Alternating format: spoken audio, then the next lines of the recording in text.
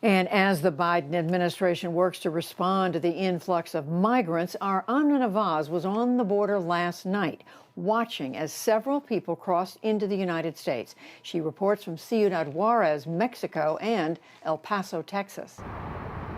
As the sun goes down over Juarez, this group has just made their way from Mexico into the United States. After crossing the river and climbing the banks, they quickly scale the wall. From our vantage point, they disappear among the trains on the other side. We've come to this place that we've heard from local sources. The number of border crossings has been going up in recent weeks. Sure enough, that crossing that we just witnessed happened in a matter of minutes. What's really remarkable, though, is that this was an area that was patrolled by Mexican National Guard just a few minutes ago. And there's a U.S. Customs and Border Protection truck about 100 yards down that way. At this location, the distance from one nation to the next is a matter of feet, separated by a shallow, narrow stretch of the Rio Grande River. The pedestrian bridge linking the U.S. and Mexico is mere minutes away, but without documents to enter, they'd be turned back before setting foot on American soil. Crossing here means they're likely to get picked up by Border Patrol and can then make a case to stay in the U.S. On the Juarez side, people are milling about in these evening hours. A park nearby draws parents and children. On the El Paso side, Border Patrol cars regularly scout the area. Still, very soon, we see another crossing at a point further down the banks. This time, a group that looks like 4 adults, one carrying a baby in his arms. They climb up the U.S. side, jogging for a moment, then walking along the wall and out of our sight. Soon after, 50 yards the other direction, a group that looks like 4 teenage boys. Not long after that, what looks like a mother and daughter. They wade carefully through the water, but the mother struggles to make it up the steep incline. The girl reaches back to help her up. Eventually, they reach the top and continue walking hand in hand on their way. I have to tell you, this is an incredibly long stretch of land. The families and groups seem to come out of nowhere and then make their way quickly across. We did try to ask some of them as they were crossing where they were from. We did not get an answer. So we don't know much about the families, but we do know they have made their way into the United States. The vast majority of people apprehended crossing the border right now are being turned back around to Mexico under a pandemic-related rule called Title 42.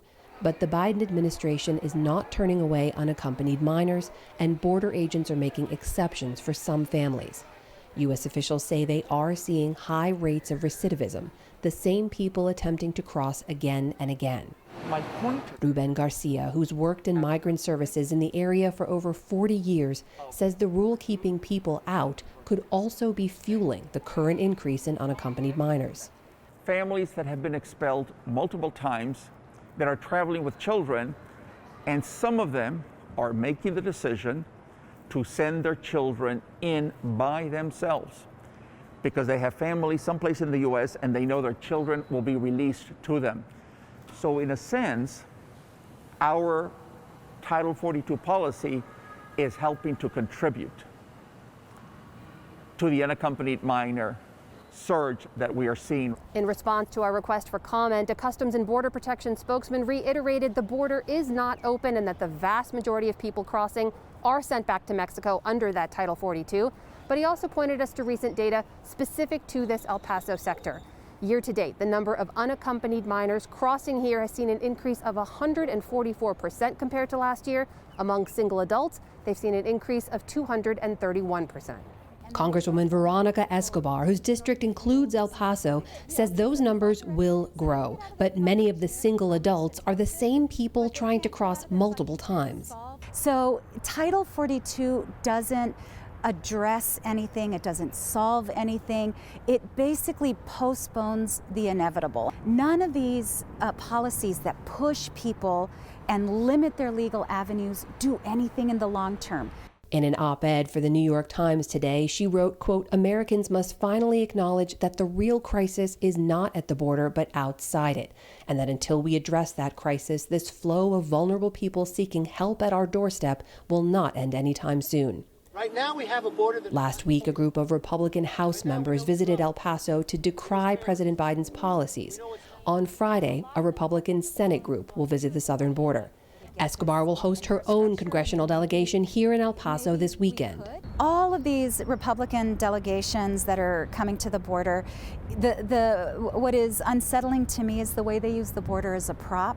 All of that moves us further away from a real dialogue and real conversations. We've got to focus on solutions, or we're going to have this conversation every single year.